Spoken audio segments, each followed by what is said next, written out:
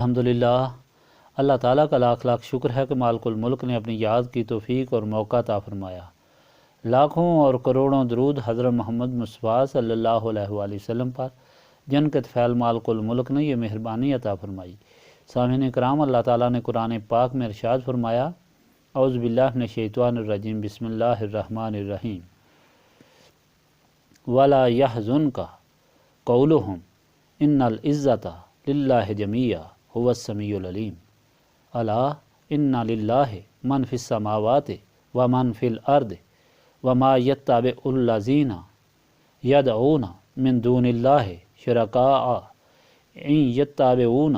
إِلَّا الظَّنَّ وَإِنْ هُمْ إِلَّا يَخْرُصُونَ هُوَ الَّذِي جَعَلَ لَكُمُ اللَّيْلَ لِتَسْكُنُوا فِيهِ وَالنَّهَارَ مُبْصِرًا إِنَّ فِي ذَلِكَ لَآيَاتٍ لِقَوْمٍ يَسْمَعُونَ قَالُوا اتَّخَذَ اللَّهُ وَلَدًا سُبْحَانَهُ وَهُوَ الْغَنِيُّ لَهُ مَا فِي السَّمَاوَاتِ وَمَا فِي الْأَرْضِ إِنْ عِندَكُم مِّن سُلْطَانٍ بِهَٰذَا أَتَقُولُونَ عَلَى اللَّهِ مَا لَا تَعْلَمُونَ قُلْ إِنَّ الَّذِينَ يَفْتَرُونَ عَلَى اللَّهِ الْكَذِبَ لَا يُفْلِحُونَ مَتَاعٌ فِي الدُّنْيَا ثُمَّ عَلَيْنَا مَرْجِعُهُمْ ثُمَّ نُذِيقُهُمُ الْعَذَابَ الشَّدِيدَ بِمَا كَانُوا يَكْفُرُونَ۔ اور نہ غمزدہ کریں آپ صلی اللہ علیہ وآلہ وسلم کو ان کی باتیں، یقیناً ساری عزت اللہ تعالیٰ کے لیے ہے،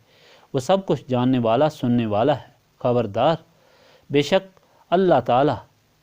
کی ملک ہے سب کچھ، جو کچھ آسمانوں میں ہے اور جو زمین میں ہے،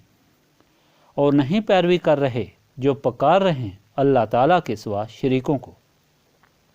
وہ نہیں پیروی کر رہے بے جز وہم و گمان کے، اور صرف اٹکلیں دوڑا رہے ہیں۔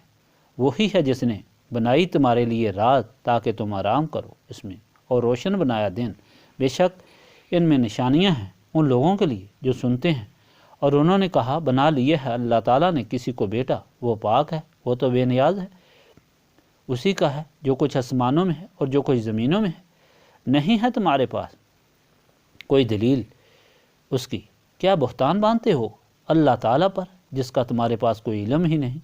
آپ صلی اللہ علیہ وآلہ وسلم کہہ دیں، جو لوگ اللہ تعالیٰ پر جھوٹ اور بہتان باندھتے ہیں وہ کامیاب نہیں ہوں گے۔ لطف اندوزی ہے دنیا میں، پھر ہماری طرف ہی لوٹ کر آنا ہے، ہم چکھائیں گے ان کو سخت عذاب ان کے کفر کرنے کی وجہ سے۔ پچھلے فرمان میں آپ نے سنا اللہ تعالیٰ کا فرمان کہ اللہ تعالیٰ نے لوگوں کو ہدایت کے لیے اپنی کتاب قرآن پاک بھیجی، جو دلوں کی بیماری کے لیے شفا ہے۔ یہ کتاب ہدایت ہے اور رحمت ہے، اور اللہ تعالیٰ کی طرف سے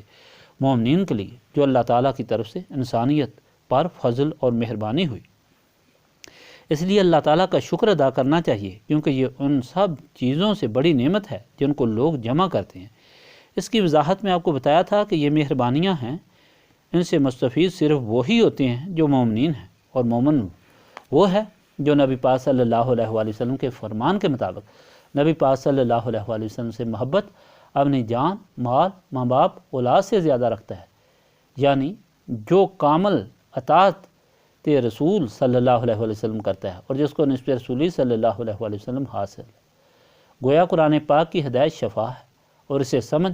اور فیض ان لوگوں کو حاصل ہوتا ہے جو نسبت رسولی صلی اللہ علیہ وآلہ وسلم سے اپنے دل و دماغ منور رکھتے ہیں، ورنہ قرآن شریف کا نسبت رسولی صلی اللہ علیہ وآلہ وسلم کے بغیر پڑھنا ایسا ہے جیسے یہود و نصارہ کا اسے تنقید کے لیے پڑھنا۔ مزید اللہ تعالیٰ نے فرمایا، جو لوگ اللہ تعالیٰ کو راضی کر لیتے ہیں وہ اللہ تعالیٰ کے ولی بن جاتے ہیں، اور ان کے لیے اللہ تعالیٰ خوشخبری سنا رہا ہے کہ ان کے لیے دنیا اور آخرت میں کوئی غم اور کوئی فکر نہیں، کیونکہ وہ نسبت رسولی صلی اللہ علیہ وآلہ وسلم رکھتے ہیں اور اس پر مکمل استقامت رکھتے ہیں۔ یہ اللہ تعالیٰ کا اٹل فیصلہ ہے، اور یہ اللہ تعالیٰ کی بہت بڑی مہربانی ہے۔ اس کے ساتھ آپ کو بتایا تھا کہ جس دن سے کوئی شخص صدق کے دل سے اللہ تعالیٰ کے سامنے توبہ کرتا ہے، اسی لمحہ، اسی لحظہ وہ ولی اللہ بن جاتا ہے، اور ساری کائنات کے لیے واجب الاحترام ہو جاتا ہے۔ اور اگر وہ توبہ پر قائم رہتے ہوئے اللہ تعالیٰ کی یاد میں مشغول رہے تو اس کا مقام یہ ہو جاتا ہے کہ وہ اللہ تعالیٰ کی قدرت سے بولتا، دیکھتا، چلتا، سنتا اور ہاتھ ہلاتا ہے۔ اس لیے وہ زمان اور مکان کا پابند نہیں، بلکہ کائنات کا ذرہ ذرہ اس کے تابع فرمان بن جاتا ہے۔ آج کا فرمان حضور پاک صلی اللہ علیہ وآلہ وسلم کی تسلی کے لیے فرمایا گیا۔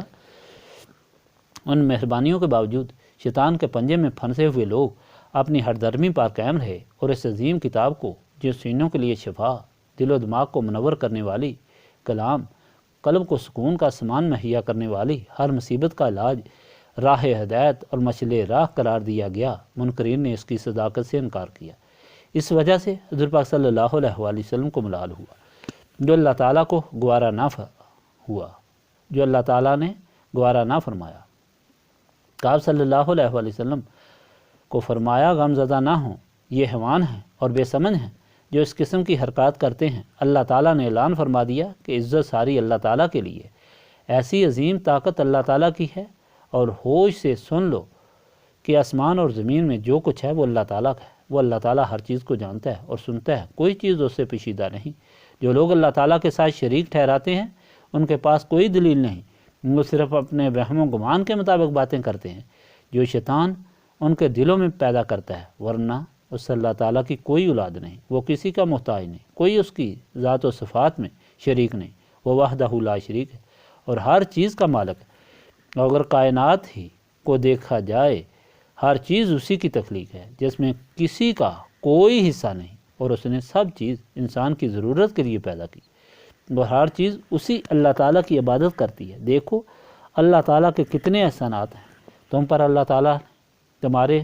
آرام کے لیے رات بنائی، تمہارے کام کے لیے دن بنائے۔ اسی طرح ہر چیز میں اللہ تعالیٰ کی نشانیاں ہیں، لیکن ان کے لیے جو عقل رکھتے ہیں، عقل تو سب رکھتے ہیں مگر عقل کام ان کی ہی کرتی ہے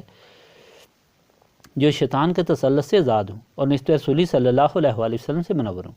آخر میں اللہ تعالیٰ نے فیصلہ فرما دیا کہ جو لوگ یہ سب کچھ جاننے کے باوجود پھر بھی اللہ تعالیٰ پر جھوٹ باندھتے ہیں تاکہ وہ دنیا میں تھوڑی دیر اپنا فائدہ اٹھا لیں، آخر انہیں اللہ تعالیٰ کے سامنے پیش ہونا ہے جہاں ان کو سخت عذاب دیا جائے گا، یعنی اللہ تعالیٰ کی نعمتوں سے وہی فائدہ اٹھائے گا اور عذاب سے وہی بچے گا جو نسبت رسولی صلی اللہ علیہ وآلہ وسلم حاصل کر کے صراط مستقیم پر چل کر اللہ تعالیٰ کی اطاعت اور شکر گزاری میں زندگی گزارے گا۔ گویا اللہ تعالیٰ کا بندہ اور رسول پاک صلی اللہ علیہ وآلہ وسلم کا غلام بننے کے لیے نسبت رسولی صلی اللہ علیہ وآلہ وسلم ضروری ہے، اور یہ محفل نسبت رسولی صلی اللہ علیہ وآلہ وسلم کے حصول کے لیے اس لیے ہم یہاں جمع ہو کر یاد الہی سے سینوں کو صاف کریں تاکہ نسبت رسولی صلی اللہ علیہ وآلہ وسلم کے قابل بن جائیں۔ اللہم صلی علی سیدنا محمد وعلی آلہ وصحبہ صلاۃ تکون لنا مان من کل خوف، لا الہ الا انت سبحانک انی کنت من الظالمین۔ ربنا آتنا فی الدنیا حسنۃ وفی الآخرۃ حسنۃ وقنا عذاب النار۔ ربنا لا تزغ قلوبنا بعد اذ ہدیتنا وہب لنا من لدنک رحمۃ انک انت الوہاب۔ ربنا استغفر اللہ العظیم الذی لا الہ الا هو الحی القیوم واتوب الیہ۔ استغفر اللہ العظیم الذی لا الہ الا هو الحی القیوم واتوب الیہ۔ استغفر اللہ العظیم الذی لا الہ الا هو الحی القیوم واتوب الیہ۔ ربنا تقبل منا انک انت السمیع العلیم وتب علینا انک انت التواب الرحیم۔